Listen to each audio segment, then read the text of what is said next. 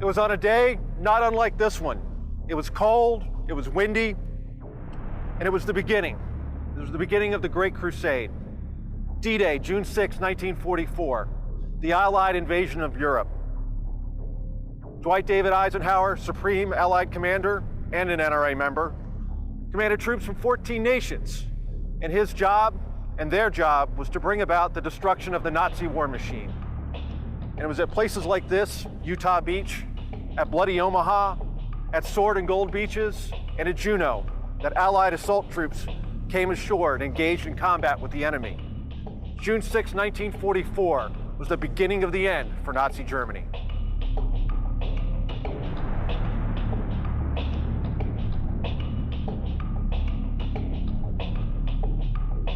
The U.S. Army 7th Corps was designated to land on a beach that we now know as Utah Beach. The 7th Corps consisted of multiple divisions. It was a force of approaching 50,000 Americans, with the Spearhead Division being 4th Infantry Division and the follow-on division being the 90th Infantry Division. This force would conduct the landing, then move into the interior, link up with the 2 airborne divisions, then drive westward to cut off the peninsula, with the hopes then that follow-on units could move north to attack and liberate the port at Cherbourg.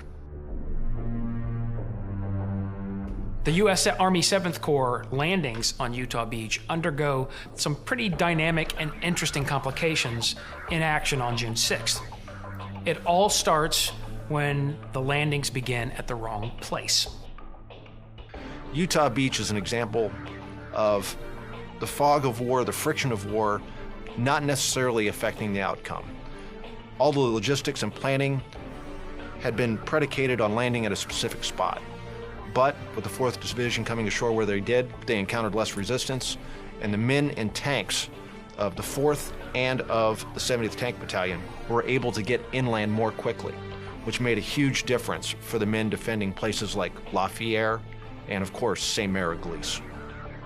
Utah Beach doesn't get the press that Omaha Beach gets because the casualties were significantly less there.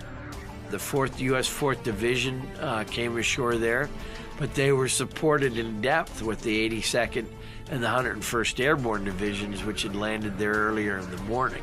So you had the Germans in a great state of confusion because they had the enemy in front and behind them, and scattered all throughout behind them. So paralyzed their rear lines efficiently and very effectively real early on. To watch this entire episode on Outdoor Channel, contact your TV provider today.